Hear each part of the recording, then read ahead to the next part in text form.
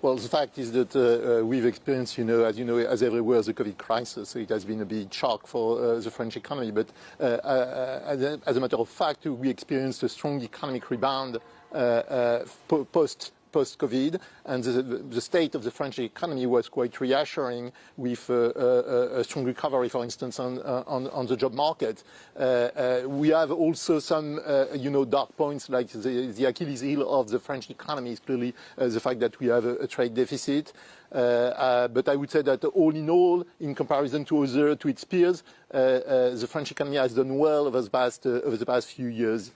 But it was a starting point from following the war in Ukraine. As you said, the purchasing power has come back to the fore. And clearly the key issue for the election is the loss of purchasing power due to the surge in oil prices. And I would say that you have to understand that now, after the war in Ukraine, the economy is going to suffer, and GDP growth is going to slow in France as in the rest of Europe.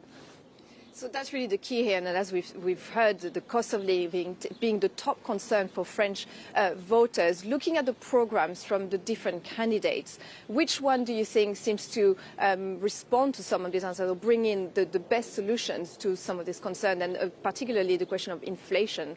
So for inflation, I would say it's a problem for Europe. But I would say that for France, and in particular following the war in Ukraine, I think what will be very important is the relationship with other European economies, the EU cohesion. And clearly, you have two candidates now, Emmanuel Macron and Marine Le Pen, that the two that are likely to be present for the second round. And basically, they oppose on Europe and on the future of Europe. Marine Le Pen, as you know, is a highly Eurosceptic, while Emmanuel Macron, his political DNA is that he has in fact developed all the EU policies. And I think the key issue for France and for Europe would be the EU cohesion, in particular when it comes to the renegotiations of fiscal rules that are so important to respect the Growth and Stability Pact in Europe. So that's clearly a pro-European policy on one side for Emmanuel Macron, and something which will be highly Eurosceptical, and that's very important for investors